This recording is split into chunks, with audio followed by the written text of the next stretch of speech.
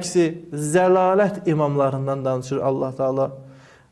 Qəsəs surəsinin 41-ci ayəsində Allah buyurur ki: "Və cəəlnahum əimmətən yəd'un ilən-nar." Biz onları cəhənnəmə çağıran rəhbərlər, imamlar etdik. Bu ayə barəsində bir neçə şübhə ola bilər. Mən qısa olaraq ona deyim.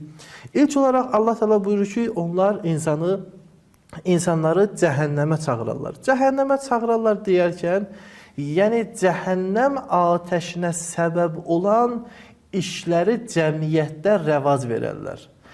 Yəni onlar birbaşa insanları heç vaxt səsləməzlər ki, insanlar gəlin cəhənnəmizi çağırıram. Yox.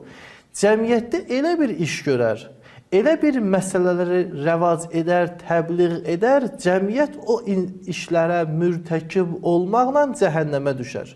Məsələn, bir cəmiyyətdə şərabxorluğu və sair fitnə fəsad yerlərini, rüşvəti, ribanı yayan bir rəhbər, yəni həmən toplumu, həmən cəmiyyəti cəhənnəmə tərəf çağırır. Burada Allah Taala həmən bu məsələnin nə olduğunu ayədə bildirmir.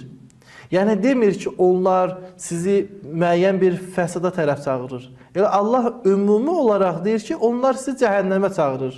Yəni onların sizin üçün göstərdikləri işlər siz mürtəkib olacaqsınız və sonunuz əməlinizin nəticəsi olaraq cəhənnəmdir.